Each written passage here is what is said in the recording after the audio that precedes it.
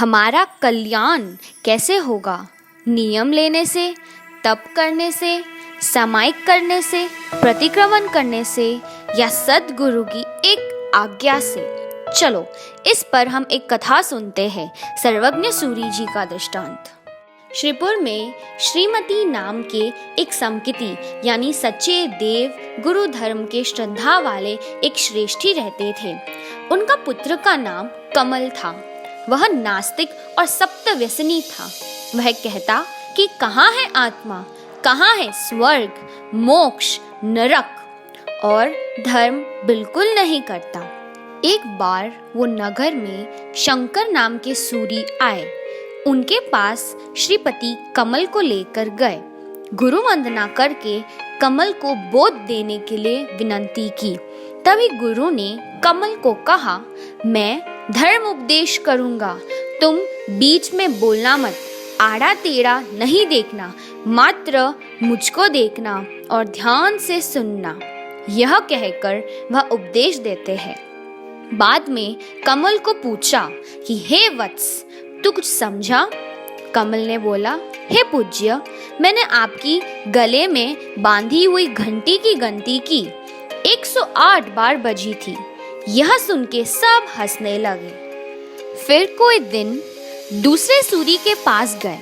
श्रीपति ने विनती की कि आप कैसे भी मेरे बेटे को धर्म के रास्ते लेकर आओ, और पिछली कहानी भी बोली। तभी सूरी जी ने कहा कि हे वत्स, तू नीचे देखकर मेरे उपदेश को एक चित्त से सुनना। ऐसा कहकर वे उपदेश देते हैं। फिर वे पूछते हैं कि क्या सीखा?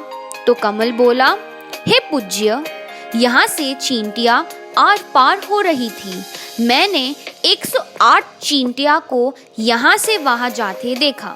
यह सुन के सब हंसने लगते हैं और कमल को निकाल दिया। एक दिन लब्धि वाले सर्वज्ञ नाम के सूरी वो नगर में पधारे।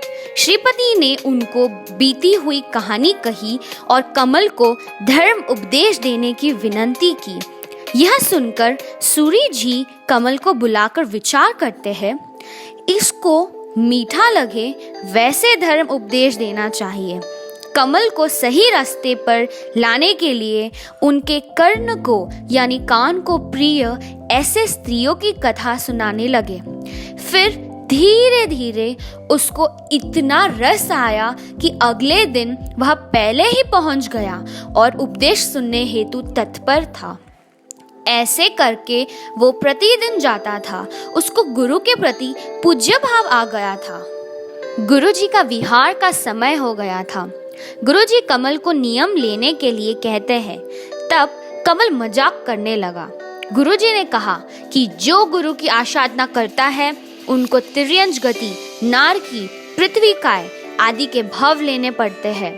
तब गुरुजी का सम्मान रखने के लिए कमल ने नियम लिया कि मेरे पड़ोस के वृद्ध कुम्हार की सर की टाल देखकर ही खाना खाऊंगा।